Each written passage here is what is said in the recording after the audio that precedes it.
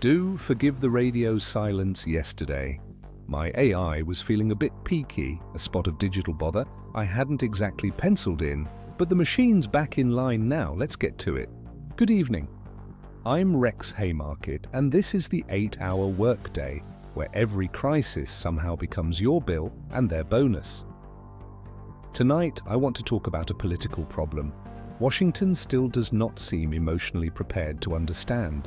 Trump's numbers are bad, the Republican brand is weak, and Israel's standing in the United States has dropped hard. But these are not three separate stories anymore. They are starting to fuse into one. Let's begin with the blunt numbers. Trump's approval is weak. His economic numbers are worse. His cost of living numbers are worse still. The Iran war is unpopular. Congressional Republicans are underwater. And Israel's image in the United States has deteriorated sharply. So the question is not whether the numbers are bad, the question is why. The first answer is the obvious one: prices. Trump's central promise was not ideological elegance, it was material competence. He was supposed to lower costs, restore order, and make everyday life feel more manageable. But if people are seeing higher gas prices, higher household pressure, and more economic anxiety, then that promise starts to rot.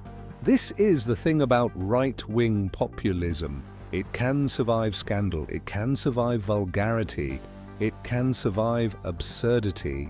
What it does not survive nearly as well is a grocery bill. The second answer is the war. Trump did not run as a Bush Republican. He ran as the man who would avoid new Middle East disasters. He ran as the candidate who understood that Americans were tired of endless war, tired of open-ended missions, and tired of paying for imperial theater dressed up as strategy. So when the public looks up and sees another Middle East war attached to higher fuel prices, the reaction is not merely disagreement, it is whiplash. America first was supposed to mean fewer foreign entanglements. Instead, many voters now see the familiar pattern. Another escalation, another promise of limited goals, another bill waiting at the pump. The third answer is Israel itself. For years, support for Israel in American politics was treated as nearly automatic. A fixed assumption, a permanent feature of the landscape. That is no longer true. Younger Americans are much more skeptical. Many no longer separate Israel from Netanyahu. They no longer separate support for Israel from Gaza, from civilian suffering, or from regional escalation. And once that happens, the old halo effect disappears. This is the real shift, not simply that Democrats are angry. The real shift is that the bipartisan consensus is fraying by age. That matters, because political habits can survive moral discomfort for a while. They do not survive generational replacement forever. So why are all three polling badly at once? Because the public is increasingly processing them as part of the same picture. Trump is taking damage because people think daily life is becoming less affordable and foreign policy is becoming less stable. Republicans are taking damage because they are tied to the governing message and the war message. And Israel is taking damage because more Americans now see it through the lens of Netanyahu, Gaza, and regional conflict. This is not just a polling slump, it is a narrative collapse. The narrative was strength, the narrative was order, the narrative was easy consensus.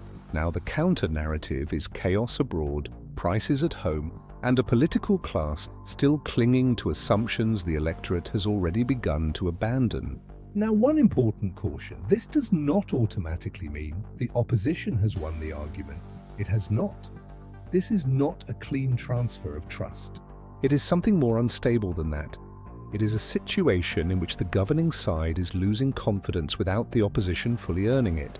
That creates cynicism, it creates volatility, it creates an electorate that is angry, distrustful, and willing to punish suddenly. And when the public thinks everyone is weak, the people currently in charge usually get hit first. So why are Trump, the GOP, and Israel polling so badly? Because war is expensive, because inflation is personal, because younger Americans do not inherit old loyalties automatically. Because Netanyahu has become a political anchor, not an asset. And because a coalition built on strength starts to decay the moment people stop feeling protected by it. That is the story. This is not just about one president, one party, or one foreign ally. It is about the breakdown of a political formula that used to work almost by reflex. And reflex, unfortunately for Washington, is no longer enough. I'm Rex Haymarket. This has been the 8-Hour Workday. Good night. Workers and worriers, mind the static, mind the spin, and mind who profits. Like, subscribe, and share.